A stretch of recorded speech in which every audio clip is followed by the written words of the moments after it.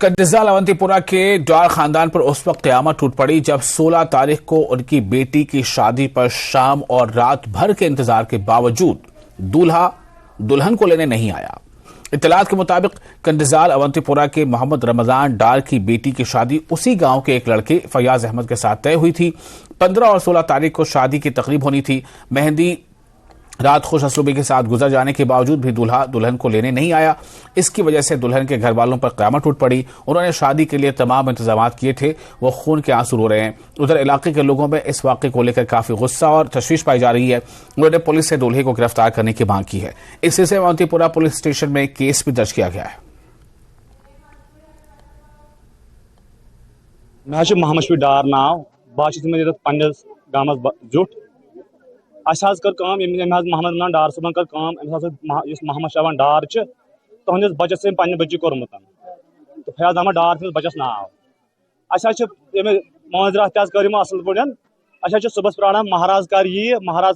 रोनमुत कर्मुत असल पे सालिम दित साल दित शाम वोत वक्त महाराज प्राण महाराज नाम फयाज अहमद डार सह मोहम्मद शबान डार सुन लड़का प्राण तमाम तुम पान सालिम कोर्मुत प्राण महाराज नाज आव योर नश कहें तुहद खत तमाम गड़ तुहद खत अनम चेन सालिम कह प्राण महाराज नाव नश नश कहें वन कर मुतालबा गवर्नमेंटस हालांकि अमेन आला महकम अफसरस कर गुजारिश तो सह कर इंसाफ अत क्या गि ठीक जान दिस बच्चे कित मिल अमुक इंसाफ अमे आज पगह गि बेस मगर घर 7 बजे मोहम्मद रमजान डारस 7 बजे बच्चे नमिस कहन अमिस पान नड़ मजूर वन गोस मिलन बच्चे इंसाफ साहिब मालिक मोहम्मद रमजान अमिस बच्चे शाजा नाव अमिस वकील मोहम्मद शबान डार तम लड़कस वकील फयाज अहमद डार तमिस 4 वरी ब्रोह निकाह अगर तम निकाह कोर्मुत अगर सह प्रैक्टिस करान अगर तमिस अमिस बराबरी 4 वर पे प्यार नाम कहें पतो कोर तम 4 वह अगर ओतर खानदर तह सोरी अगर वो कूत तैयारी खर्चात कूत पे गरीब मुझे 7 कोर मे बासान युथ मे सह थर थर वथान मे बासान